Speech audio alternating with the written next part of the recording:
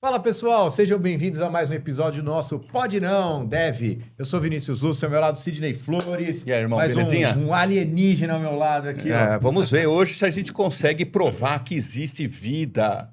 Que vida... Que... Fora da Terra. Aliás, Não, na Terra. Na Terra. Não, na Terra tô meio na dúvida se tem vida, viu? O que mais tem aqui é alienígena. Depois de alguns comentários dessa semana, que daqui 10 anos nós vamos virar macacos diante da inteligência artificial. Umas polêmicas sabe, dessas aí, pessoal que quer saber um pouco mais sobre isso, é só jogar na internet. Aí a gente precisa até trazer esse tema aqui futuramente. Jogar no Yahoo, né? Mas no KD. E hoje não vai ser diferente, né? Quando a gente sempre bate na tecla que os nossos programas, os nossos episódios são aulas. Hoje é uma aula. Hoje literalmente. Hoje nós temos um professor. Sim. Um professor que vai esclarecer muitas coisas. Eu só quero fazer pergunta fácil para ele. E, inclusive, se você me permite, essa foi uma sugestão tua, né, Sidney? De a gente preparar periodicamente alguns programas trazendo acadêmicos, assim, né? Até porque minha formação é matemática, né? Não exerço a profissão como professor, mas quem sabe um dia é um dos meus objetivos de vida. Mas eu acho que a gente precisa, de alguma maneira, trazer conteúdos para cá para ajudar, inclusive, os jovens que nos assistem, né? E muitas vezes, para tirar essa membrana muitas vezes, de fake news, né? Sim. Que existe na internet, onde, de repente, brota um cara, que às vezes até é um professor, até um cientista, fala uma coisa, mas não existe um consenso acadêmico. Uma teoria aleatória, e aí o pessoal sem sai embasamento. pulverizando essa ideia, você entendeu? Então, vamos trazer, sim, outros professores. Hoje a gente está com um professor aqui incrível, sabe? Que a gente conhece a jornada dele, né? E vamos explorar esse professor. Vamos explorar. Antes de mais nada, caso você ainda não acompanhe, né, os nossos canais, tanto no YouTube, Spotify, nossos recortes de conteúdo que também saem no TikTok, no Instagram, procure aí Pode Não, Dev. Importante a gente crescer, né? Os nossos seguidores, aumentar a nossa comunidade, sempre trocando ideias, interagindo com o conhecimento que a gente traz aqui nos nossos episódios. Para começar, então, a gente vai falar bastante hoje sobre conhecimento, sobre física. E a pergunta que eu quero fazer para o nosso convidado, o professor Flávio Alarsa, sobre astronomia. A gente pode ou não pode falar? Vinícius, pode? Não, a gente deve falar. O Sidney vai me atormentar com umas perguntas terríveis hoje.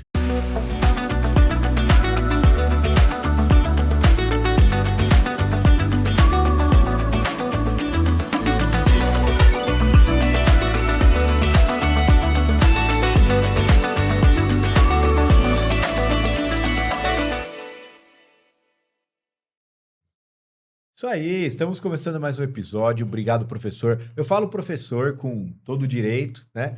Porque não que ele tenha dado aula para mim no berçário, né? Mas ele deu aula para mim no meu ensino médio, foi meu professor de física. E você aprendeu nada, então você faltava nas aulas. Não, lógico que eu aprendi. Tem alguns lápis. Você deve ter sido aquele aluno que ele falou assim: deixa eu passar, porque eu não aguento mais ele aqui na sala. É nada. Tivemos aqui, né, alguns bons episódios atrás, a gente trouxe o Paulo e o Paolo, né, do Colégio Singular. Foi um papo incrível ali com eles. Paulo Roberto. Contamos a história deles e tudo mais. E hoje estamos aqui, professor. Obrigado pelo seu tempo e disponibilidade. Eu que agradeço, gosto muito de estar conversando. E a gente... 3 horas, você me falou? 3 horas e meia. Então vamos lá, vamos começar. Se deixar eu fazer as perguntas que eu quero fazer, vai ser mais que isso. Bora lá, vamos começar. Agradeço o convite, então vamos lá. Show. Vamos começar falando um pouquinho, primeiro, da parte de educação. Né? Eu acho que é importante, porque nós estamos vivendo um momento de muita transformação na educação. Professor, como que está ensinar esses jovens de hoje em dia matérias que, muitas vezes, a gente tem que reter a atenção desse jovem, né? E aí a gente tem alguns elementos novos, porque até pouco tempo atrás... O professor ia fazer uma prova, o professor ia ensinar uma matéria e falava, olha, fecha o caderno e presta atenção. Agora ele tem que falar, fecha o caderno, desliga o celular, olha para mim e não faz pesquisa. Como administrar a educação hoje em dia com inteligência artificial e com esses jovens cada vez mais dispersos em relação à educação? Então, rapaz, você já começou com uma pergunta delicada, né? E eu até vou colocar um pouquinho da história, né? Acho que é interessante, né? Minha formação em física e fiz especialização depois em astronomia, né? quando eu fiz física, não tinha graduação em astronomia, tinha especialização. Fiz a graduação doidamente, depois fui fazer música, né? Vamos Olha abordar isso só, depois, Foi uma hein? coisa bacana. muito doida na minha vida. Estava fazendo pós-graduação em astronomia, deu um black na minha cabeça. Estava fazendo música. Fui fazer graduação em música. Sou flautista, né? E aí foi muito engraçado, porque aí eu comecei a dar aula de física e, ao mesmo tempo, músico. Foi uma parte da minha vida que eu fiquei meio músico e meio... né? Meio físico, Meio meio físico. professor. E nós temos os engenheiros do Havaí. A gente podia É. ter os físicos e o ABC Os Paulista, físicos né? do ABC, né? E aí, então, a gente teve aquele processo, assim, meio normal da educação, né? Que você foi lá, meu aluno, aquele período que a gente tinha prova, não tinha problema com o celular e tudo mais, né? 40 anos, desde 1980, lá no Singular, né? E aí veio a pandemia. Então, a pandemia que foi uma coisa difícil. Aí começa a chegar na sua questão.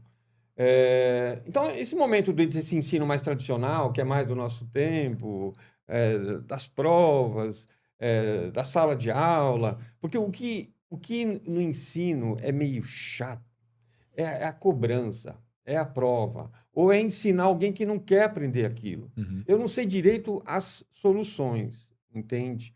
A gente anda pensando muito nisso, mas é muito ruim você querer ensinar uma coisa que a pessoa não quer aprender. Uhum. Então, seria interessante fazer um filtro. Quem quer mais para essa área ou mais para aquela área. Você coisa fez um parecida. filtro para você mesmo nesse Sim. sentido, né? Então, foi o que aconteceu. Então, por exemplo, quando veio a pandemia, aí foi um terror. Acho que para a educação foi um dos piores momentos. E foi uma das profissões que mais sofreu, né? Muitos professores, assim, se desanimaram. Ensinar virtualmente, física, inclusive, por uma tela, é meio impossível, né? E foram 2 anos nesse sentido. E aí, quando a gente voltou, a gente estava desanimado nesse momento. E foi em 2020. 2021, Foram 2 anos, 20 e 21, né?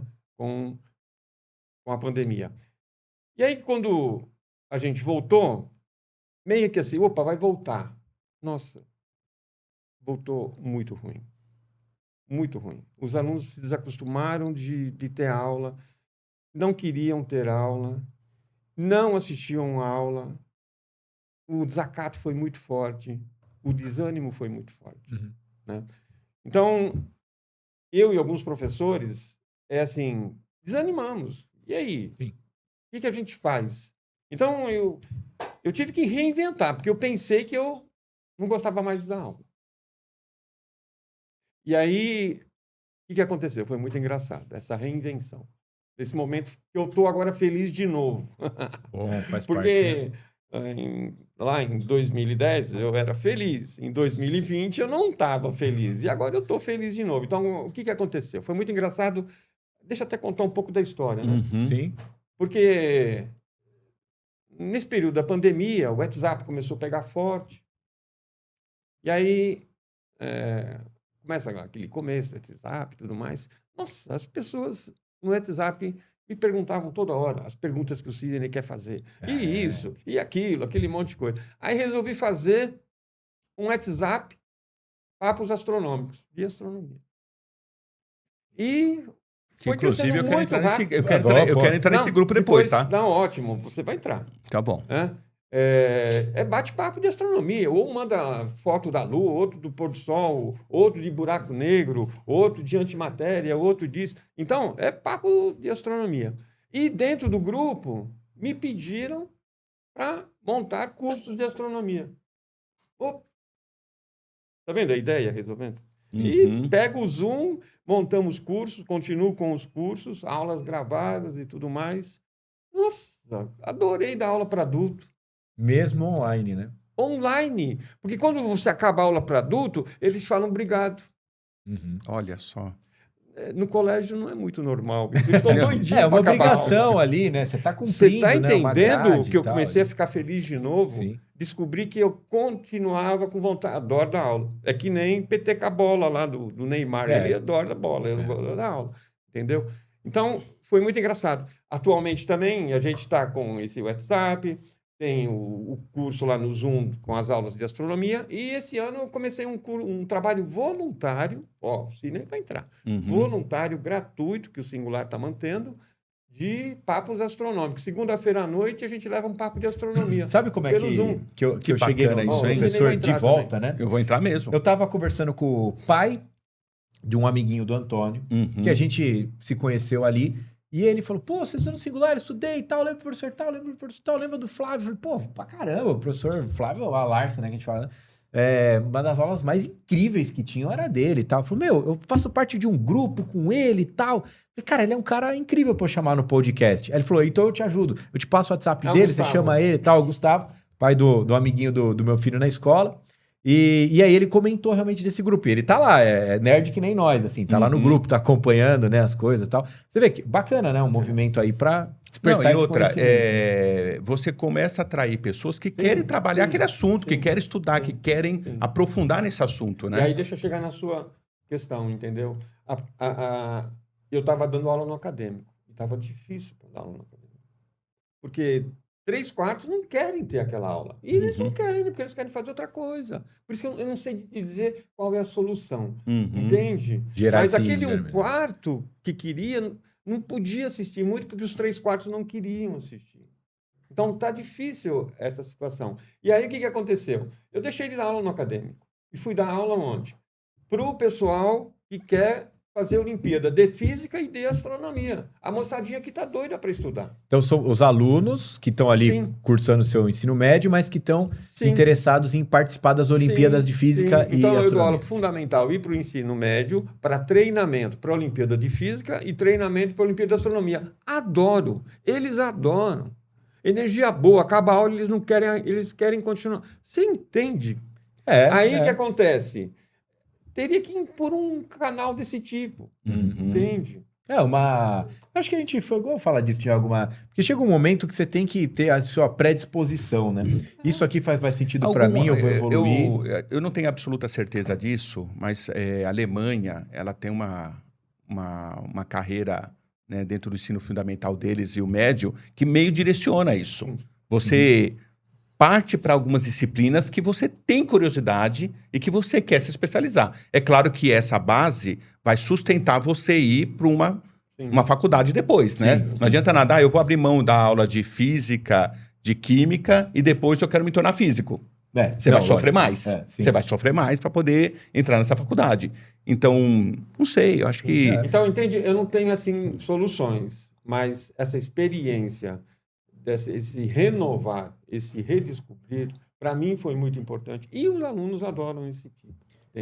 O problema, assim, é pegar o ensino de modo geral. De modo Sim. geral. Esse que é o problema. Essas Olimpíadas elas são a nível nacional? Como é que é? Sim, Olimpíada Brasileira de Astronomia e Olimpíada de Física também brasileira. Inclusive de Astronomia a gente pega bastante medalhas. É mesmo? Olha só que legal, hein? Parabéns. Orgulho isso, hein? Parabéns. E uma curiosidade, a gente separou, né, até algumas imagens que o professor trouxe para a gente poder ancorar melhor, né, também a discussão sobre os astros, estrelas e parará. Mas uma curiosidade que... Extraterrestres, que é o básico, né? Claro. O básico é falar dos alienígenas e por aí vai. Só que sempre que eu entrevisto alguém que é um especialista dentro do assunto, eu fico me perguntando, o que lá atrás fez sentido pro Flavinho falar é física que eu quero, né? O Sidney fez matemática, né? Eu fiz tecnologia da informação. Mas o que lá atrás falou, é física. Eu tinha ali, né, química, física. O que te atraía, usando, né, o termo? Não, deixa eu até contar, até meio engraçado. Na minha adolescência, eu caí essa ficha quando eu estava no primeiro e segundo colegial. Eu gosto muito de gato. Gato. Faz todo sentido, física e gato. E aí, morava numa casa, então, e tinha uma laje no meio das duas partes, né? E o gato vivia na laje, né? Eu gostava do meu gato, eu comecei a ir para a laje. Ficava na laje. Engraçado. E da laje, isso eu tinha, 15 anos. Para olhar para cima, para o céu, foi um tiro. E aí o sol se punha ali, no outro dia se punha aqui, no outro dia se punha ali. Comecei a me apaixonar por astronomia. Foi no segundo colegial. Inclusive, eu falo muito para os meus alunos. Você tem que se apaixonar por alguma coisa. Não só por aquela loira bonita. Não, você tem que se apaixonar. A vida muda. Você tem vontade de fazer alguma coisa, sabe? De acordar e querer. Não aquela vontade de não dormir, né? De não sair da cama. Não. Sim. Eu falo muito isso. Mas isso é você. Você que vai ter que descobrir. Entende? E aí foi muito engraçado, porque a linguagem da astronomia é a matemática e a física. Uhum. Então, aí a física vem como linguagem. Entende? Legal. Vem como linguagem. Porque, assim, por isso que a física é áspera, porque a física é a linguagem. A linguagem é sempre mais áspera. Gramática. Para nós, nossa, para mim era difícil. É a linguagem. Quero ser advogado. Mas vai ter que pegar essa linguagem e detonar. Né? Então, a física, a matemática, elas são ásperas. Aí você tem que ter o gostinho, entendeu? Para não se atordoar. Uma faculdade de física, para quem não gosta de matemática, é impossível. Né? Então, foi engraçado. Que daí eu me apaixonei por astronomia. Aí a astronomia me puxou para a física. Na verdade, quando eu fui fazer vestibular, eu queria fazer vestibular de astronomia. Mas só tinha uma faculdade de astronomia no Brasil, que era no Rio de Janeiro. E aí eu tive um professor no cursinho, inclusive aqui no Singular, o Bosco, que era um astrônomo. E aí, conversando com ele, ele me orientou, falei, bom, vai fazer USP, entendeu? Faz USP, a graduação em física, e a parte do currículo optativo você puxa para astronomia. Então, essa coisa cósmica. E, assim, essa coisa essencial. Eu me sentia muito bem quando ficava olhando para o céu, quando ficava pensando nisso, porque enchia o saco, aquela coisa do cotidiano, da casa, das briguinhas, do telefone, sabe essas coisas? Uhum. Né? Da conta de telefone, da conta... Não, para. Vai para o parque, olha para cima, olha o céu azul. Quando você olha o céu, joga a tua imagem bem longe, e atrás desse céu, tem estrela. Estrela, Para e pensa. Essa questão existencial é muito essencial. Eu brincava muito com vocês. Olha para sua mão. Olha pra mão. Olha para a mão. Fala para ela mexer. Ela mexe. É muito engraçado, porque a gente fica nesse cotidiano boboca, tá entendendo? E essas coisas essenciais a gente perde. A gente existe. O existir é doido. Por que eu existo? Então, essa coisa essencial... E é engraçado, porque o papo fica sempre gostoso quando você vai para essa coisa essencial. Quando vai para política, quando vai para futebol, quando vai para Parmeira e Corinthians, nossa, só dá caca. Uhum. Você está entendendo? E a gente está num momento difícil. Sim. Está num momento. Por isso que eu gosto muito de levar papo mais para o lado positivo. Não, é essencial, Né? A neurociência está endoidecendo os cientistas, os físicos. O que tem dentro da minha cabeça? O que é uma cor? Eu estou te vendo. O que é te ver? E é verdade. É verdade. Isso Você vai tudo- refletindo nisso, né? Não. Isso tudo está dentro do seu cérebro. Então, existem duas ciências muito fortes no século XXI, que é a astrobiologia e a neurociência. E a neurociência ela é muito interdisciplinar e essencial, porque está perguntando sobre a questão da consciência. Porque uma coisa é assim, já é difícil aparecer vida, uma bactéria. Já é um absurdo aparecer uma bactéria. Tá? Já é difícil você ter um ser vivo, não com uma célula, com muitas células. Já é outro salto. Né? Então, o primeiro salto é aparecer um ser unicelular. Um outro salto, um ser pluricelular. Um outro salto, um ser que tem inteligência.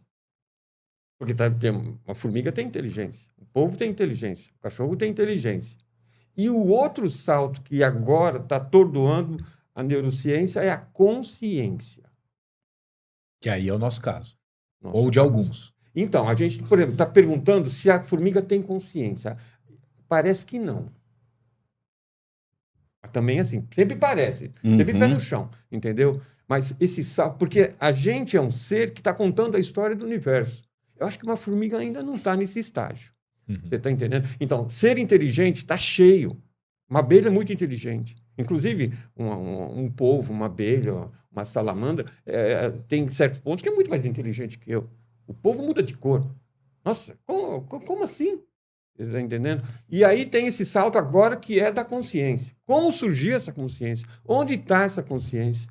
Será que está dentro de uma célula? Dentro de um neurônio? Porque você tem a questão atômica, molecular. E esse monte de molécula, que além de ter vida, que já é um absurdo, é uma das grandes perguntas, por que apareceu a vida, como apareceu a vida, a questão da consciência está tornando mais ainda. Onde que está essa consciência? Porque uma coisa é abrir uma torneira e sair água. Outra coisa é abrir uma torneira e sair emoções. Como assim? Não saem emoções. Então não existem emoções? Não, pera lá. Onde que está essa coisa chamada emoção? Não entende? É muito engraçado. Então é engraçado porque assim, é tudo muito essencial. Né? E é muito gostoso pensar, mas eu vou ficar deprimido por não ter a resposta. Não, é gostoso ter perguntas. Inclusive, quando isso você tem... move, né, as a pessoas, gente, ter a pergunta, descobrir a pergunta é metade da resposta. Sim. Porque ainda tem pergunta que eu nem descobri. Você nem sabe o que você quer perguntar. Você nem sabe o que eu quero perguntar, porque eu ainda não sei perguntar. E é um desafio isso, né, para o ser humano, né? Então, descobrir a pergunta já é super 10. E aí, trazendo um pouco para essa questão que a gente está falando, né? E talvez extrapolando os níveis terrestres, a gente fala muito dessa questão, né? Se existe vida em outro planeta e por aí vai. Sim. E aí, a gente até conversando em outras ocasiões, falando, o que é vida, né? Se a gente trouxer aquela bactéria monocelular ali, Sim. tipo, vida, talvez, né? Sim. Tal. Sim. Como que é a tua percepção sobre isso, né? Poderia até fazer a pergunta direta, né? Você acredita em vida em outros planetas, em outras galáxias, e esse nível de vida, né? Sim. Então, aí que vem a astrobiologia, é uma das principais ciências do século XXI, porque ela é muito interdisciplinar, ela mexe com física, biologia, com química, geologia, astronomia, nossa, um monte de coisa. Né? Então, assim, eles estão doidamente atrás de vida. A NASA, os europeus mandando sonda para o sistema solar. Então, existe a procura de vida dentro do sistema solar e a procura de vida fora do sistema solar, numa coisa que a gente chama de exoplanetas. Os exoplanetas, eles foram descobertos há 1995, 30 anos. O primeiro exoplaneta foi descoberto há 30 anos. Né? Já temos mais de 6 mil exoplanetas descobertos, e agora, por exemplo, esses supertelescópios como o James Webb ou ELT, que depois eu posso falar sobre ele, estão tentando enxergar esses exoplanetas para tentar enxergar a atmosfera para ver se tem alguma coisa nessa atmosfera. E vai ser uma decepção encontrar bactéria, né? Porque eles querem encontrar uma cidade, né? Não. Se encontrar bactéria, já está feliz, entendeu? Por isso que eu te botei essas escalas, entendeu? Primeiro é uma bactéria, depois é o pluricelular, depois, entende? Ô, professor, mas não tem eu acho que tem uma limitação do ser humano de querer encontrar uma vida fora do planeta baseado no que a gente entende como vida. A base de carbono, que seja desenvolvida em água, que tem uma atmosfera à base de oxigênio, né? E isso pode não ser uma realidade. A gente pode estar olhando para um planeta exatamente nesse momento e ter vida lá e nossos olhos não terem a capacidade de enxergar isso. Certamente, com certeza. Isso é uma mudança de paradigma. Por isso que a gente ainda é geocêntrico, você está entendendo? Sim. Nesse sentido. É que a gente não tem... o modo de sair é o modo que a gente tem. Existem algumas coisas, por exemplo, dos elementos. O que facilita muito a vida? Viver dentro da água ou do álcool? Da água. A água facilita muito mais. Então, existem algumas prioridades, entendeu? Mas, por exemplo, pode ter um tipo de vida que não se utilize desses elementos nossos. A gente, por exemplo, está tentando se comunicar. Mas eu não sei como é que ele se comunica. Por onda de rádio. A gente parte do nosso. Mas essa mudança de paradigma tem que estar aberta. É real isso que você falou. Entende? Mas, assim, a comunidade científica, o que acha? Eu falo em nome da comunidade. Eu não falo do que eu acho. Porque eu não observo. Eu falo em nome da comunidade científica astronômica. Não vou falar da comunidade biológica. Eu não entendo dele. né? Então, assim, estão doidamente procurando. Por quê? Porque acham que existe. Vamos falar um pouquinho da nossa galáxia, só para dar um pouquinho de número. Tá, vivemos numa galáxia. Nossa galáxia, como chama? Via Láctea. Isso explica porque seu gato ficava olhando para o céu. Tinha leite, né? Eu tava esperando pingar isso pra fazer a piada de quinta série. Tá vendo lá? Doido para pingou e chuta. Esse é Beck Central. Aí, quantas estrelas tem na nossa galáxia? Por volta de 100, entre 100 e 200 bilhões de estrelas. Peraí, como assim entre 100 e 200 bilhões? Você está errando de 100? A gente está errando de 100, mas a gente está feliz. Porque a gente não sabe direito. Humildade científica. Século XX, a física deu tanta rasteira nos físicos e astrônomos que a gente ficou humilde. Tá entendendo? Então a gente está feliz. Tá, tem meia dúzia, tem 6 mil? Não. 100 bilhões, 200 bilhões de estrelas. Tá. Se você pegar, está se descobrindo que a maioria das estrelas tem planetas. Bom, se tem 100 bilhões de estrelas, entre planetas e luas, no Sistema Solar a gente tem aí 8 planetas e 500 luas. 500 luas. Um Sol, uma estrela. Então a gente tem no Sistema Solar trilhões de objetos com possibilidade de ter vida. Tá, é fácil? Não, não é fácil. Mas em trilhão, se tiver 1000, já está bom. Opa. Você está entendendo? Então, assim, se acredita que tem a vida. Vida inteligente? Não. Microbiana. A gente está procurando microbiana. Entendeu? Tem que começar... Porque a Terra... régua de baixo, né? Sim, a Terra. Ser humano, Homo sapiens, está há quanto tempo nesse planeta? 300 mil anos. E a bactéria? 3,8 bilhões de anos. Então, é muito mais comum ter bactéria. Você está entendendo?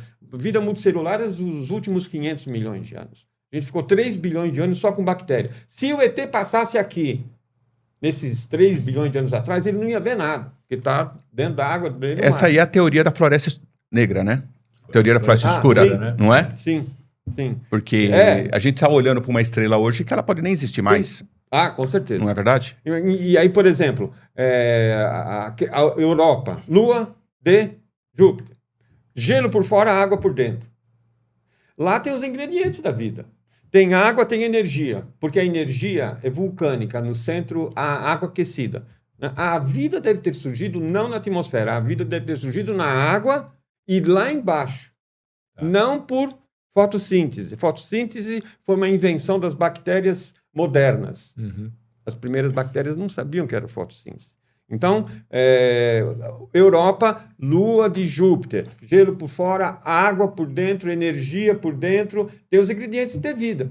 E a gente quer saber se é fácil ou não, com os ingredientes, aparecer a vida. Isso é um mistério, entende? Se tá no Sistema Solar, porque tem no Sistema Solar umas 10 luas desse tipo. É mais interessante, é mais fácil ter vida em Lua do que em planeta. É mesmo? E por que isso? Porque tem mais facilidade de ter água líquida nas luas. O planeta que tem água líquida é praticamente só a Terra. E quem sabe Marte.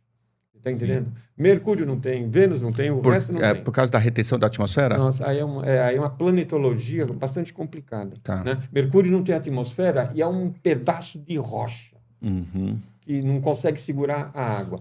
Vênus é um inferno literal. Temperatura de mais de 400 graus, CO2, chove ácido sulfúrico. Então, se você quiser mandar alguém para o inferno, é muito longe. Mande para Vênus, que é mais perto. Está mais pertinho. Tá entendendo? Marte é muito CO2, ele teve água, mas ele teve uma atmosfera adequada, perdeu essa atmosfera por questões magnéticas, e a vida, se existir, está no subsolo. Júpiter, os gasosos não têm condições de ter praticamente vida. Entendeu? A vida, para ter vida, precisa ter um copo e água. Quem faz o copo? A crosta. Quem faz a água? A atmosfera que está segurando. O que acontece se eu tirar a atmosfera daqui? A água vai embora. Desaparece. O líquido é a coisa mais difícil que tem. Por que tem água em Europa, de Júpiter? Porque tem a tampa. Quem é a tampa? O gelo. Tira o gelo, a água vai embora. Né? Então, as luas, você me perguntou, as luas são, aqui no Sistema Solar, estão mais adequadas para ter água líquida do que os planetas. Europa, por exemplo, né? Europa, Encélado, Uhum. Ganimedes, tem uma série de luas com essa possibilidade. Por quê? Porque a água é um dos líquidos que mais facilita a vida. É o único? Não. Mudança de paradigma, aquilo que você falou. Certíssimo. Está entendendo? Tem que ficar esperto. E assim, tem o papo de poder fazer, de ter o carbono ou fazer com outros elementos, com certeza. Com certeza. Mas no nosso geocentrismo, a gente parte do que a gente tem. É uma questão. Quer dizer, a gente usa a nossa matriz ainda para procurar a vida fora da Terra. Mas existem outras possibilidades. Mas, assim, eu queria só voltar num ponto que isso me fez um pouco sair da caixinha que eu estava acostumado há 53 anos a olhar o espaço, né? Como curioso apenas, tá, professor? Quando nós olhamos através de um telescópio, né, na Terra ou fora da Terra, você está olhando uma estrela que está 200, 300 milhões de anos-luz daqui. Eu não estou olhando para o passado dela. De repente eu estou olhando um planeta que não tem vida. Só que, na verdade, 300 mil anos-luz de distância, esse planeta já deu dinossauro também, já caiu meteoro, já virou já tem um Homo sapiens dele também, o Homo sapiens já até morreu também, né? Sim. Então, aí é uma questão assim, tem que ter uma questão temporal. Por exemplo, qual a evolução, o tempo de evolução de um planeta tipo Terra? 4 bilhões de anos. Em 1 milhão de anos, a Terra evolui? Não. Em 1 milhão de anos, a Terra ainda era uma bola de fogo. Tá? Então, existe um tempo de maturidade para cada... E as estrelas? Qual o tempo de maturidade de uma estrela? Depende da massa. Tem estrela que... As grandes estrelas de muita massa, elas evoluem intensamente e rapidamente. Então, isso é muito engraçado. Então, as estrelas de grande massa, em 1 milhão, em 2 milhões de anos, elas fazem o que tem que fazer e explodem. E uma estrela de pequena massa, menor que a massa do Sol, leva 15 bilhões de anos. Então, por exemplo, qual o tamanho da Via Láctea? 100 mil anos-luz. O que é isso?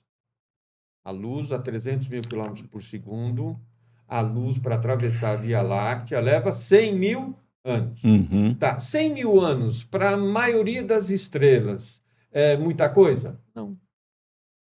É uma piscada para a gente.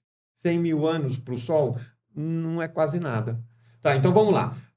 As coisas que eu vejo dentro da Via Láctea. Então, agora estou dentro da Via Láctea. Uma estrela que eu vejo... Se alguém já quiser colocar a imagem da Via Láctea aí, né? Pode... A imagem I é uma imagem de uma galáxia. A imagem... Vamos por aí. I, se achar a I... Então, no caso da Via Láctea... Aqui, ó. Pode deixar a câmera aberta aqui, fica bom. Aí, ó. Isso é uma galáxia. Essa é uma galáxia vizinha à nossa. É a galáxia de Andrômeda. Já deve ter ouvido falar. Sim. A Via Láctea, ela é meio que semelhante. A Andrômeda é um pouquinho maior que a nossa galáxia. Tem aí mais de 500 bilhões de estrelas. A Andrômeda a gente não cruza em só 100 mil anos. Não, ela é maior. Pô, vai demorar mais para cruzar. Ela é maior. Ela tá a quanto?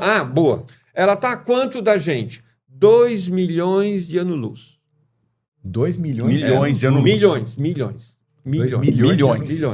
Tá. Então, por exemplo, estou vendo a Andrômeda agora, só para a gente começar a entender a sua pergunta. Tá. 2 milhões de anos, o que estava na Terra há 2 milhões de anos? O Homo estava aparecendo.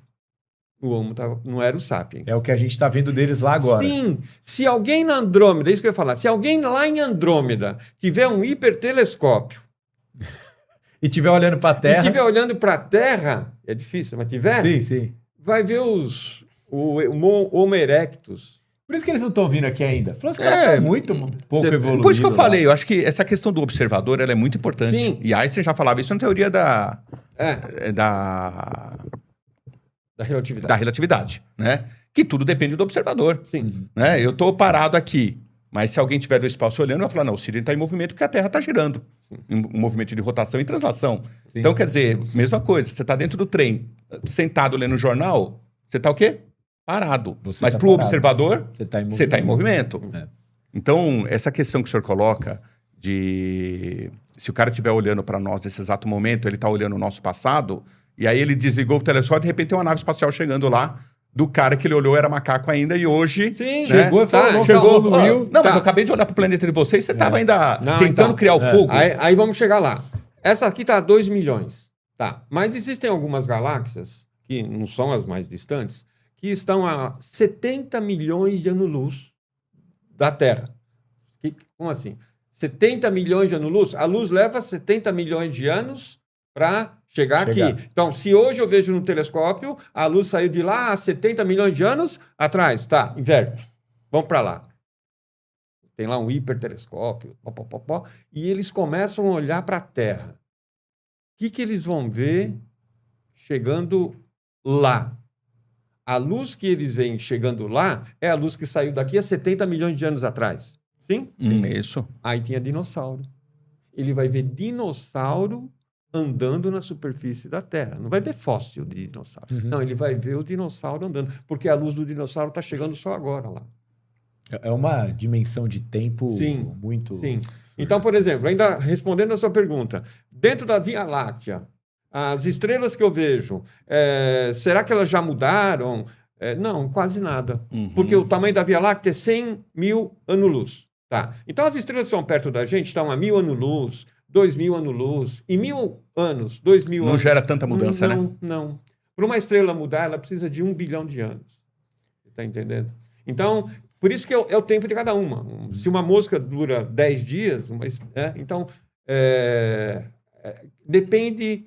O que você vai observar, se ainda está lá ou não, vai depender do objeto. Vamos trazer umas imagens para cá? Opa. E vamos começar na sequência aqui que o professor separou, que é aqui que cria uma narrativa aí bacana para a gente pegar nesses próximos 20 minutos para a gente poder ir ilustrando também, né? Então, bom, você consegue... Esse aqui é o aventureiro, professor, aventureiro, né? professor aventureiro ali, ó. Aí você estava onde, professor? Então, vamos lá, super legal. Vou falar um pouquinho dos telescópios. Telescópios. Então, boa. vamos lá, onde que a gente vai fazer telescópio? O que atrapalha? O que é bom? Que lugar que é bom para ter telescópio? Então, o que Aqui em atrapalha... São Paulo é um lugar bom, né? Tem... Poluição, umidade... O que atrapalha muito? Umidade, a água atrapalha demais. Então, tem que estar no lugar seco.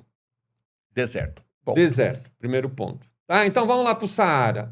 Mas lá tem muita areia e instabilidade política.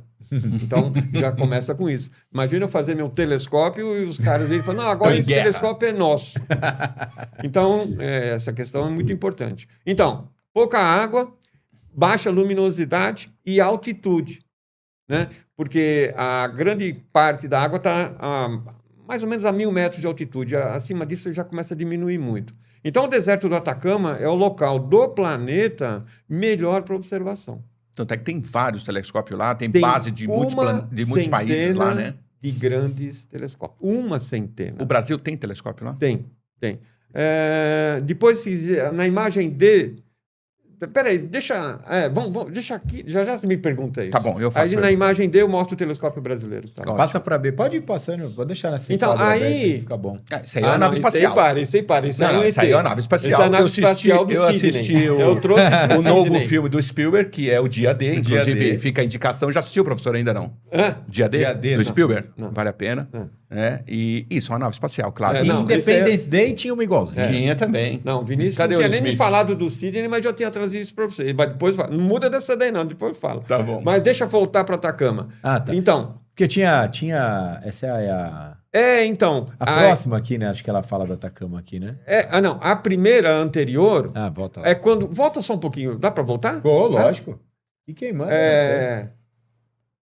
Então, essa daí é o VLT, que é o conjunto dos europeus. Lá em cima você está vendo 4 grandes telescópios. Bom, deserto do Atacama. Altitude, baixa luminosidade e baixa umidade. E vários telescópios você pode visitá-los. Eu vou visitar para olhar para o céu? Não! Você vai visitar de dia para ver as instalações. De noite, aquilo é profissionalismo. Você não pode nem chegar perto. Mas se você olhar para cima também, já vai ter uma vista muito boa, né? Vai passear em São Pedro de Atacama, coloque na sua agenda turística, vai em São Pedro de Atacama. Lá vai ter uma observação amadora que vale a pena. Tá? Mas isso é telescópio profissional, isso é coisa muito séria. É muitos bilhões de dólares nessa história. Né? Então, a gente vai de dia. Você faz lá o seu turismo, eles recebem, os europeus são muito receptivos lá. Então, lá em cima estão os 4 grandes telescópios. O que é um grande telescópio? Cada telescópio desse, eles são feitos de espelhos redondos. Redondo não, circular. Planos, né? E esses espelhos aqui têm 8 metros de diâmetro. Então, imagina. 8 metros de diâmetro. Tá? 8 metros dá 3 andares de um prédio. Uhum. Se eu botar de pé. É, Tá? isso Isso é um mesmo. espelho. E o prédio? Então, o prédio tem 40, 50 metros de altura para segurar tudo isso. Isso é... É o maior? Astronomia... Não, não é o maior. Perto desse está sendo construído o maior, que também são dos europeus. Esse tem 8 metros de diâmetro. E o que está sendo construído, que deve entrar daqui uns 4, 5 anos em funcionamento, vai ter um espelho de 39 metros de diâmetro. Isso. 4, 5 vezes maior. Não. Isso aí para espiar a janela do nosso vizinho Andrômeda lá vai ser um pulo. 39, não, vamos lá. O que é 39 metros de diâmetro? Um prédio, cada andar tem 3. Você tem 13 andares. Imagina um prédio de 13 andares. Tá? O espelho redondo é desse tamanho. Caraca. O espelho vai até o 13º andar. Pô, mas para segurar esse espelho, então eu preciso de um prédio de 90 metros. Esse é o maior que está sendo construído. Tá certo? Já que você me perguntou se era o maior. Sim. Agora, a gente agora está numa geração de 8 a 10 metros. Tem, assim... vários. Dezenas, de 8 a 10 metros. A nova geração entra em funcionamento daqui 4, 5 anos. Né? Então, deserto do Atacama. Então, esse é o VLT. Passa a próxima. E esses observatórios, eles compartilham informações com Sim. outros observatórios de Sim. outras nações, né? Sim. Não, a anterior, a do Sydney, o disco voador do Sydney. É isso aí. O disco voador do Sydney É isso aí. Isso aí, o que você acha que é isso? Não é o disco voador, o senhor já me Pra mim falou é o que não disco é, voador né? com placa solar ali. pra Então, ajudar, né? aí é onde os astrônomos trabalham. Tá. Porque é impossível ficar lá em cima no telescópio o dia todo. Umidade, baixa umidade. É muito difícil. Né? É um ambiente muito hostil, Sim, né? pro então a ser parte humano, né? computacional está tudo aí dentro. Então, e aí dentro tem piscina, um orbe. tem até uma mini floresta. Olha aí só. dentro. Então isso aqui é grande. É né? grande, Porque a gente isso tá tem olhando uns acima 200 metros de tamanho, Tá. é uma cúpula enorme, e lá dentro as pessoas Vivem, vivem né? tranquilamente e no seu profissionalismo. Sim. Então, é a área de trabalho dos astrônomos. Que bacana isso, hein? Não, super legal. Vai. Super legal. Só falta voar. Se voar, pô, a gente já tem piscina Se dentro. Tem falta voar. uma mini floresta, pô, dá pra gente sobreviver Se ali. quiser pôr o B, é um outro... Aí é um Cerro Tololo. Aí chama-se sítio astronômico. Porque o que acontece? Vou fazer um telescópio. Nossa, no meio do deserto? Tem água? Não. Tem luz? Não. Eu preciso montar toda uma estrutura. Sim. Então a gente faz um condomínio, tá entendendo? Para compartilhar recursos. Sim. Então, normalmente, os sítios astronômicos têm de 15 a 20 telescópios, como você está vendo aí. E aí a produção de energia precisa todo um processo. A água não tem jeito, a água tem que trazer Tem de que puxar, fora. né? Tem alguns sítios astronômicos que, inclusive, tem assim uma prefeitura. Você tem Olha só. Porque tem que ter Eu nunca toda uma tinha pensado nisso, infraestrutura. não. Tem que ter toda uma infraestrutura. Esse aqui da direita é Marzão o ali. Blanco, o grandão. Ele tem mais ou menos 50 metros de altura. A gente fez a visita a esse daí. Acho que depois tem mais uma foto. Aí está no inverno. Né? E o Chile Chile. no inverno fica Chile. bonito com neve. Para o norte. Tudo isso é ao norte de Santiago. Tá. Antofagasta, La Serena. E esses telescópios, assim, europeus, japoneses, americanos, canadenses. Né? E, normalmente, um telescópio é sempre consórcios, porque é muito caro, né? Então, 2, 3 universidades se juntam para fazer um telescópio. Uma canadense, uma americana, uma japonesa, é muito comum. Então, a ambientação cultural entre povos é muito interessante aí. Sabe, aí não tem direita, esquerda, isso, aquilo, não. Tem a ciência, né? Não tem, ninguém está separado não, por etnias. Não. Aí é essa coisa de olhar para o céu e ficar perplexo com a existência. Não olhar para baixo e ficar chateado com... Porque isso inclusive, é filosófico, né? Porque a partir do momento que todos olham para o céu, todos são iguais aqui na Terra. Que é o que deveria enxergar, não é isso? Vivem com essa coisa gostosa, com essa atmosfera. Nossa, mas eu tenho um monte de perguntas. Nossa, que ótimo que eu tenho um monte de perguntas. Entende? Não tem essa mesmice. Né? Aquilo que eu te falei, que na pandemia a gente quase endoideceu, porque, nossa, perdi a vontade de dar aula, perdi a vontade de viver. Não, ó, quanta coisa gostosa para fazer. Né? E isso eu falo muito para a moçada. E às vezes a moçada chega na sala de aula com aquela cara. Meu, vai, anima, vamos lá, vamos fazer. Descobre o que você gosta de fazer. Vai atrás. Alguma coisa você vai gostar. O professor, aproveitando essa questão de descobertas, de ter aí sítios que trabalham em conjunto com compartilhamento de informação, né, olhando para o céu, qual é o próximo passo da física, da astrologia? Essa pergunta é meio difícil, né? Porque assim, quando a gente olha... nós somos caras de tecnologia. Quando a gente olha daqui 3, 4 anos, a gente já tem uma ideia do que vai acontecer. Né? Agora, quando a gente fala de ciência, existe uma expectativa? Por exemplo, eu não estou nem falando de vida fora da Terra. Eu estou falando assim, olha, nós temos aí algumas descobertas que são relativamente recentes. A questão de cada vez mais se aprofundar no conhecimento dos buracos negros, das dobras de tempo, falar um pouco também sobre a questão da antimatéria. Tudo isso há 30 anos atrás, isso estava na teoria. Hoje não, já é comprovado pela física. Então, né? Então você pegou no ponto, entendeu? Assim, a tendência... Por que eu vou fazer um telescópio com um espelho de 39 metros? Para a gente ter maior precisão, primeiro é isso, e descobrir novos paradigmas. O James Webb está dando rasteiro em um monte de coisas.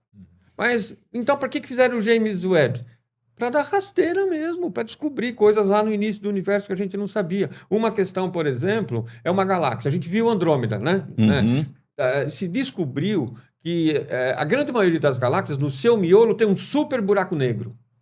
O que é um super buraco negro? Um buraco negro e um super buraco negro é diferente. Um buraco negro é um ser estelar. É uma estrela que virou um buraco negro. Que não é uma coisa muito simples também de colocar, mas é uma estrela que virou um buraco negro. Tá, então qual a massa é o J? Põe o J para nós. J. Põe o J. Mas pode continuar. Então, um buraco negro tá vendo? Olha só essa imagem. Isso é um desenho. Isso não é foto. Tá bom. Isso é um desenho. Isso tem que ficar bem claro. Porque a gente não consegue... Então, esse ponto avermelhado, esse disco avermelhado, é chamado disco de acreção. É matéria, gás, nuvem, poeira, que está rodopiando... Movimento centrífugo, né? Sim. Que está rodopiando em torno daquele ponto central que é meio escuro, que a gente não vê. Então, ali é um buraco negro. Então, buraco negro a gente não vê. E aí? Então, a gente vê o disco de acreção do buraco negro. E se o buraco negro não tiver disco de acreção? Aí você vai ver o buraco negro. Quando vê, você tá lá dentro. Pode ter um monte de buraco negro por aí? Pode, né? Pode. Pode não. Deve. Vinícius mandou falar. Pode? Não. Deve. E o que está acontecendo? Isso aqui é um sistema binário. É muito comum você olhar para uma estrela, o olho só vê uma estrela. Você bota o telescópio, 2, 3. É muito comum sistema binário, ternário, sistema múltiplos. Então, aí é um sistema binário onde a da esquerda era uma estrela de maior massa, que evoluiu. Maior massa, então ela evolui mais rápido. Ela evoluiu mais rápido e virou um buraco negro, essa da esquerda. E a outra está em desenvolvimento ainda. Só que o buraco negro, muitas vezes, começa a roubar a massa da estrela companheira, que é o que está acontecendo aqui. E leva para onde? Vai para dentro do buraco negro. Ele consegue absorver tudo isso. Porque assim... Gravidade. De uma forma leiga, né, eu queria que o senhor ilustrasse um pouco. O buraco negro está concentrando matéria, né? Então, uma aglutinação sim. estrondosa, né? Monstruosa, né? É assim. Qual a densidade da água? 1 kg por litro. Qual a densidade do vidro? 3 quilos por litro. Qual a densidade do ferro? 7 quilos por litro. Qual a densidade de uma anã branca, que é um ser do final de uma estrela. O Sol vai virar uma anã branca. Qual a densidade de uma anã branca? Bilhões de toneladas por centímetro cúbico. Como é que é? Bilhões de toneladas por centímetro cúbico. Então, nosso cérebro neandertal... Não Homo consegue nem sapiens, entender ele isso. não foi feito para isso. Ele foi feito para correr do tigre de dente de sabre. Tá entendendo? Por isso que nós está aqui ainda aí. A gente não consegue conceber isso. Tá, por que eu estou falando disso? Porque uma estrela de neutro, uma anã branca, é o final de uma vida estelar, que vai ser o tipo do Sol, que já tem uma densidade absurda. Nossa, e tem coisa pior que isso? Tem. É o buraco negro. E aí o buraco negro é um evento que ocorre que a gente ainda não entende. Porque o buraco negro ele tem uma densidade maior que o de uma anã branca, porque era uma estrela que tinha muito mais massa, foi uma coisa muito mais catastrófica, mas a gente não tem matemática para entender o que acontece dentro do buraco negro. Ah, mas eu ouvi falar, que o cara me falou que quando cai dentro do buraco negro você fica meio zureta. Não. A gente não sabe o que acontece dentro de um buraco negro. Ponto. Eu vi uma matéria falando o seguinte, professor, deixa eu me esclarece isso. Pegar todo o sistema solar, condensar, incluindo o Sol, dentro de um cubo mágico. Isso é 1 grama do que tem dentro de buraco negro. Sim, é isso. Nossa, olha isso. Você tem noção? Sim. Eu vi uma matéria falando sobre isso. Você pega todo o sistema solar, incluindo o Sol, condensa, joga dentro de um cubinho mágico, que todo mundo está acostumado a brincar. Sim. Aquilo é 1 grama Por que acontece isso? dentro de um buraco Quer ver? negro. Ó, dá para Olha entender. a colisão. Vamos entender, muito engraçado. Porque o nosso cotidiano, a nossa mão, ela é muito vazia. Como vazia? Está cheio. Não, ela é vazia. Átomo, vamos pegar o átomo. O átomo tem aquele núcleo, aquelas coisas que nós aprendemos na escola. Né? Eu não sei, tá? Né? O senhor ensinou, que eu tenho certeza. Mas ensinou, que ele aprendeu, eu não ensinou, sei, né? ensinou. Se tivesse sido um professor de física decente, sabia. Tem lá um núcleo e tem a eletrosfera. Que são os elétrons lá em volta. Tá certo? Tá. Onde que está concentrada a massa de um átomo? No núcleo. Qual o tamanho relativo do núcleo e do átomo? 1 para 10 mil. Como assim? Se o átomo tem um tamanho de 10 mil, o núcleo tem o tamanho de 1. Nossa. E o que tem aqui no meio? Acho que nada. Nada não. Tem ondas. Porque o nada não existe. Aí vem a teoria das cordas, né? Sim. Aí tem Você viu que eu fiz minha lição de casa, hein? Tem campos. Você viu que eu fiz a minha lição de casa, hein? Então, aqui no meio tem campos, tá? Mas é meio, grande parte, vazio. Tá bom. O que acontece se eu pegar esse átomo e apertar muito? Aperta, o elétron pula fora. Você vai lá para o núcleo. Então, o que acontece? Você começa a chegar perto da densidade do núcleo. Entende? Uhum. Então, aqui em minha mão, entre o elétron e o núcleo do átomo, tem um espaço meio oco. Não dá para falar, não pode falar vazio, porque a física quântica não deixa falar que é vazio, tá entendendo? Uhum. Então, essas estrelas, é o que aconteceu. Apertou, o elétron pulou fora. E aí foi encostando os núcleos. Então, são objetos feitos com material nuclear, com prótons e nêutrons. Né? Por isso que esse material é muito denso, porque os elétrons pulam fora, então os átomos não têm eletrosfera. É núcleo puro. Então, são os objetos com a maior densidade possível. Professor, a gente não falou dessa não ensaiamos essa pergunta, né? Mas eu vou fazer, porque veio agora na minha cabeça. Se o senhor não quiser responder, eu vou entender, tá bom? De verdade. E o nosso público também. Tem muitos novos religiosos que estão utilizando a física quântica para explicar algumas teorias que antes era porque Deus quer, porque Deus quis, porque Oxalá, porque Alá, né? Então, falando de todas as religiões, né? Que cada um tem a sua e as entidades. Então, eles estão utilizando, se apropriando da física quântica para explicar algumas questões religiosas. E eu já vi até físicos falando, olha, colocou física quântica com religião, pula fora. O senhor também compartilha disso? Sim, eu acho assim. Essa é uma questão muito delicada e realmente precisa organizar. Porque está um pouco bagunçado. Uhum. Isso é um pouco falta de educação científica. A física quântica ela é muito estranha, mas muito humilde. O Feynman, que é um dos grandes físicos do século XX, disse assim, se alguém disser que entende a física quântica é porque ele não entende a física quântica. A física quântica é muito complexa, mas o seu celular é feito de física quântica. A gente não sabe a essência das coisas, a gente sabe mais o como das coisas. Então, essencialmente, a gente sabe muito pouco. Então, a física quântica, ela vai ordenar muito os campos eletromagnéticos, as partículas, esse mundo substancial. Você está entendendo? Agora, daí, você tem um salto. Porque, por exemplo, alguns colocam que a consciência sai das partículas. Meu, não sei. A gente não sabe. Tem que ser humilde. Você está entendendo? Pé no chão. Então, assim, ela é muito estranha, muito complexa, mas ela é humilde. Ela está no canto dela. Então, eu, sinceramente, não acredito nisso. Entende? Ah, porque eu outro dia comprei uma pomada quântica. Não. Não. Ela deve... Nossa substância é química. Quem manda no nosso corpo é química. Você está entendendo? Somos seres de água química com elementos químicos. Não é a física. A física...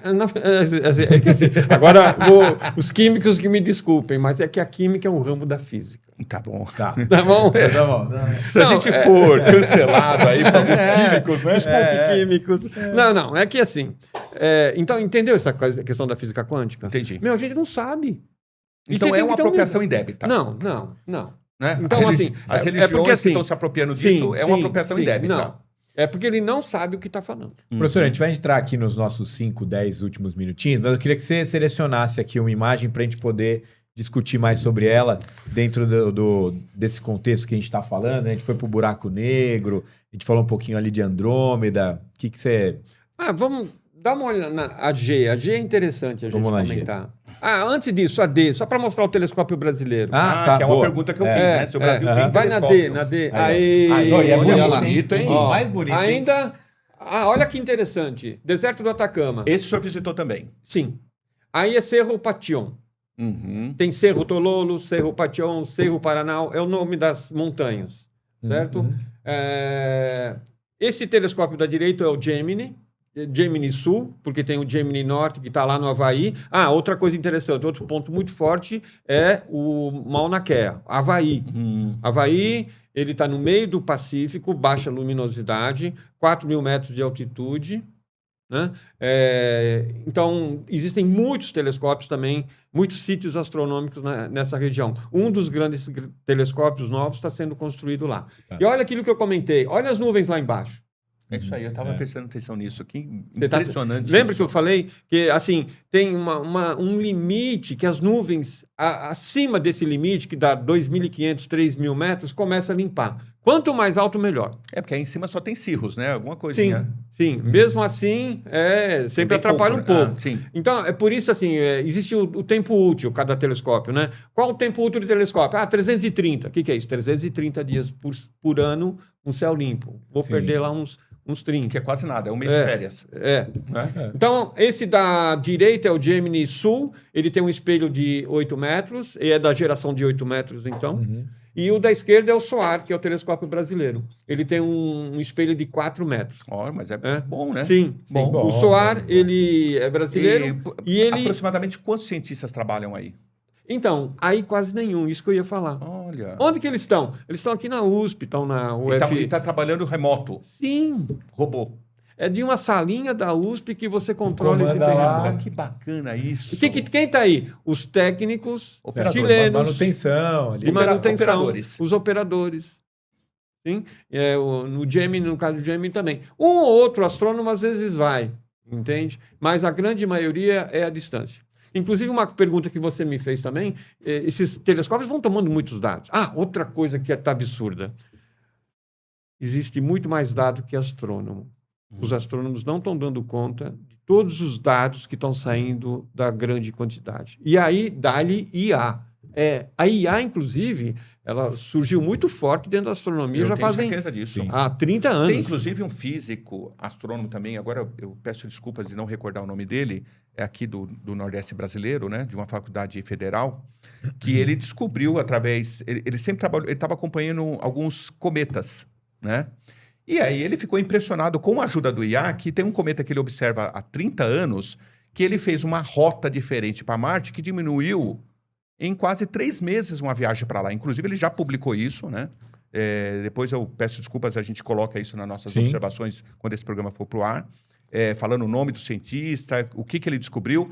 E foi impressionante, porque ele, assim, faz 30 anos que ele está observando essa rota desse planeta, desse cometa, que fica circulando, né, o nosso sistema solar.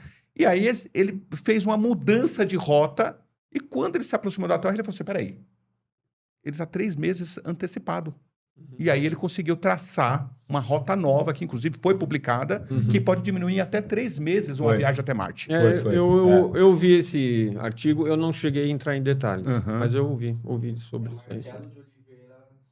Marcelo de Oliveira Souza. Um abraço para o Marcelo de Oliveira Souza. Legal.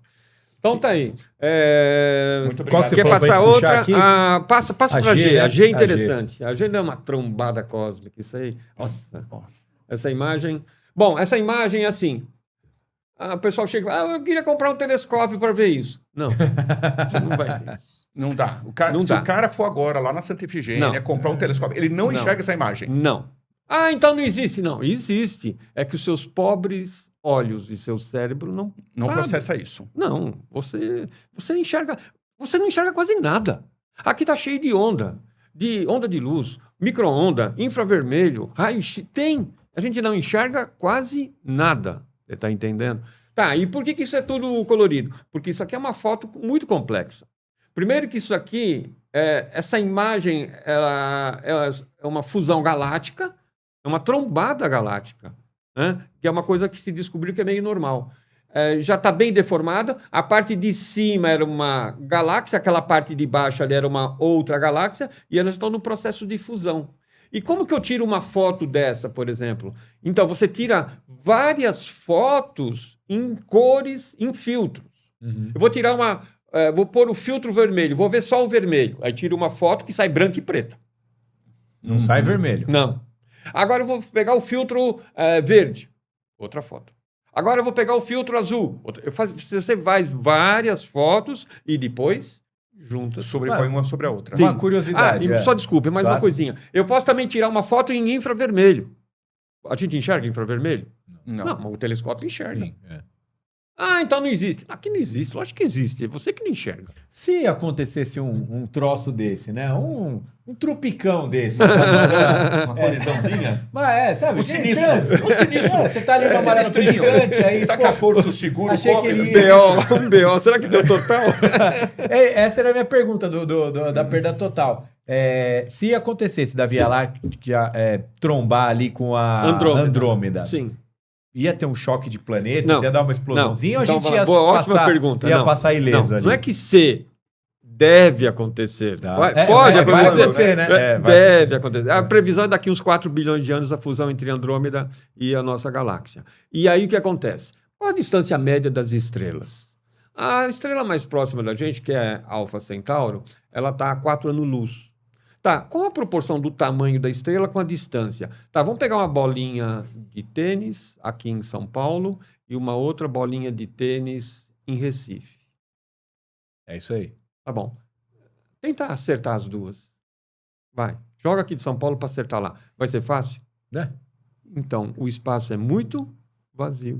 Então, as galáxias, elas se cruzam, mas dificilmente vai ter fusão estelar. Isso é muito engraçado. Que louco. Olha só. Eu achei que, cara, já era. Nesse dia é bom pôr um capacete. Vai ser muito... O que vai acontecer, assim, num processo final, é a fusão dos centros. Sim. Que são super buracos negros. E isso é uma coisa que está se estudando muito hoje em dia, que é os buracos negros crescendo por fusão galáctica. Os super buracos negros, entende? Inclusive, quando você olha para Andrômeda, lembra que a gente viu a galáxia de Andrômeda? Se descobriu que ela tem 2 centros. Como assim 2 centros? Então, está acontecendo a fusão de 2 buracos negros que há bilhões de anos atrás já estavam em processo de aproximação. Se bobear, já aconteceu. É a gente que não viu ainda. Passado. Mas já, né? Sim? Então, por exemplo, o que acontece muito? O que acontece muito é nascimento estelar. Porque somos poeira de... Somos poeiras de estrelas. Então, tem muita nebulosa, tem muito gás. Então, quando os gases, as partículas começam a se encontrar, começa a produzir nascimento estelar. Então, quando tem fusão galáctica, acelera o nascimento de estrelas. É isso que vai acontecer. Mas a quantidade de choques é mínima. É mínima. É muito engraçado. Ó, relaxa. É daqui 4 bilhões de anos, mas até lá... Não, pra gente... Eu vou tentar não manter minha ansiedade em alta. Ó, a gente vai chegando ao final, batemos mais um pouquinho de uma hora. Não, eu não terminei minhas perguntas. Não vai fazer o episódio 2, eu não episódio terminei 3, minhas tá? perguntas. É um tema que sempre Eu não gera perguntei bastante... ainda sobre a convenção do tempo. então... Por exemplo, você sabe que o tempo é uma unidade de medida de uma convenção humana, né? Eu ia muito fazer uma pergunta, eu vim com ela no carro conversando com o Pedro pra gente falar disso, mas eu vou fazer o quê? O tempo, inclusive, eu não sei, o tempo é finito? Não, só do episódio, né? Eu só respondo pergunta fácil. Essa daí... Não, até porque você sabe que uma coisa que faz com que eu reflita muito, professor, eu queria que você até finalizasse com isso. Por exemplo, o tempo é uma unidade de medida de uma convenção do ser humano. Uhum. Quando a gente olha para as estrelas, a gente está falando aí de uma possibilidade de uma vida em outro planeta, qualquer coisa assim. Cara, a unidade de tempo é nossa, Sim. não é de outro. Quando a gente fala aí de 100 milhões de anos, 1 bilhão de anos, 300 bilhões de anos, cara, isso é uma unidade de medida nossa. Para o Sol isso não é nada. Para as estrelas, para galáxias, para nebulosas, para buracos negros. Para eles o tempo não existe. Eu posso fazer então a pergunta? Vai, claro, faz.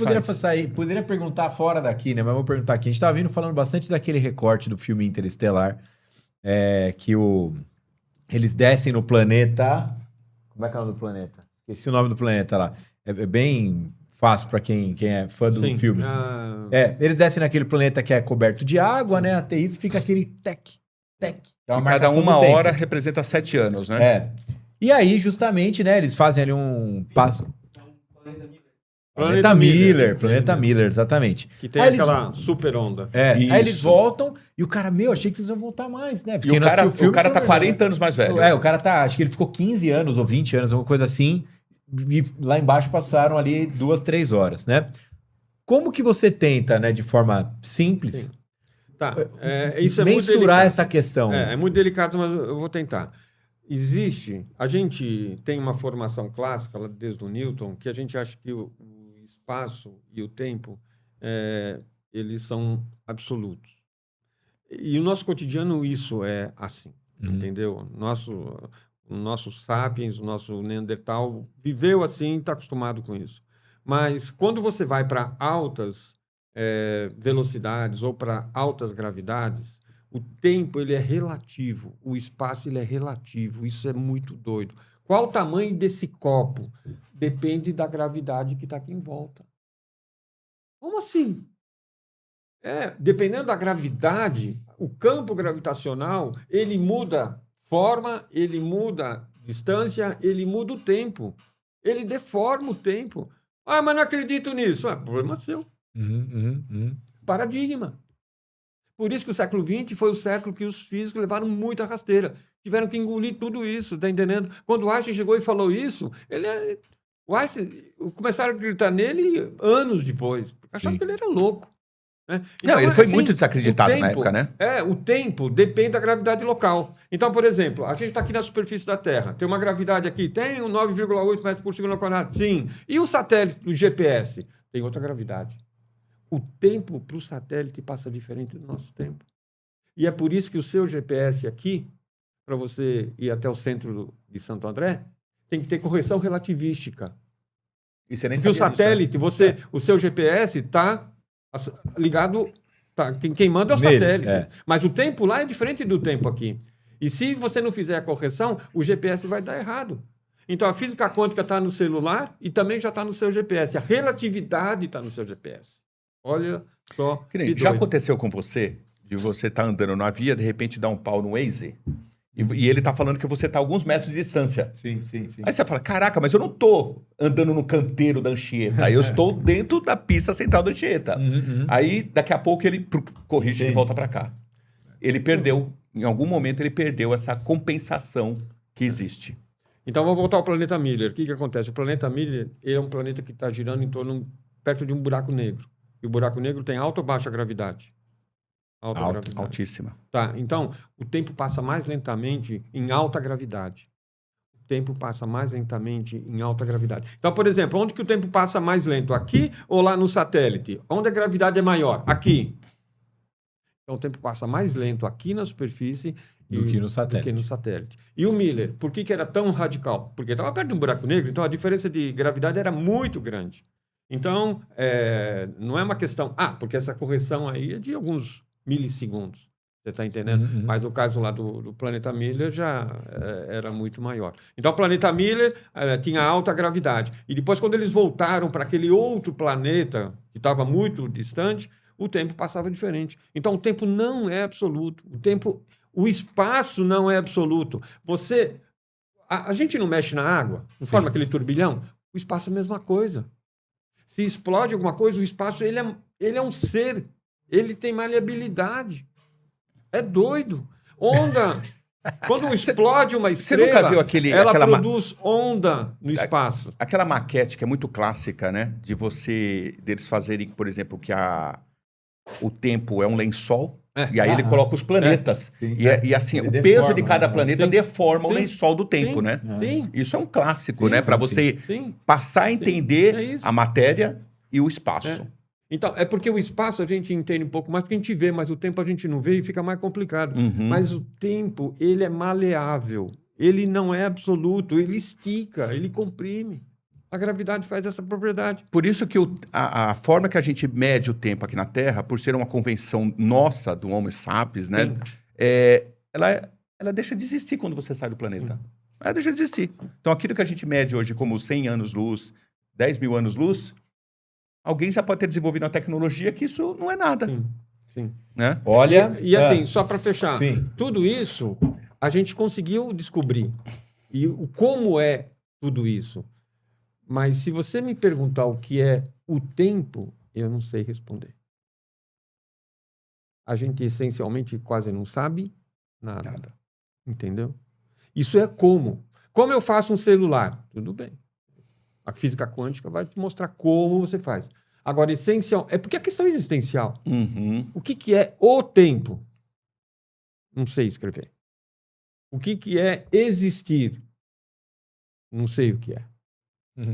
Que louco, hein? Show, né? Né? Turma, não, primeiro, professor, obrigado aí, né, Muito por ter obrigado. topado o Eu acho que a papo, gente né? Foi poderia... incrível, né? Vou lançar Fazer aqui uma- ao vivo. Não, vou fazer o seguinte, Aham. professor, vou fazer um convite para o senhor. Vamos depois estruturar isso. Vamos fazer umas séries? Fazer o quê? série. Uma série de programas falando de tempo, tempo. avançando, Vamos fazer. discutindo. A Às gente vezes coloca quer isso trazer até- um amigo seu junto aí algum dia. A gente traz tal. um físico, né? Professor, e também traz um professor de biologia, só para ver os dois. Ah, legal. Legal. Batendo papo. E só para fechar, porque você pergunta, por exemplo, pro físico, você acredita que tem vida no universo? Eu acho que sim. Pergunta para um biólogo. Ele é mais pessimista. É Ah, é? mesmo? Por quê? Porque ele entende mais da vida do que eu. Ele sabe o quanto é complexo um ser que vive.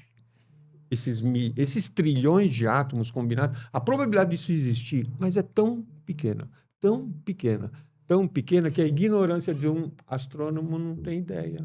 Pronto. Próximo vai ser um biólogo. Vamos lá. Deu para Bora. entender o que eu falei? Professor, muito obrigado. Valeu, obrigado, Valeu, então. turma. Espero que vocês tenham gostado, curtido aí. Depois comentem, interajam com os nossos conteúdos. Sempre um prazer enorme aí cada programa que a gente faz. Ficamos por aqui, né, mestre? Com mais um Pode Não? Deve.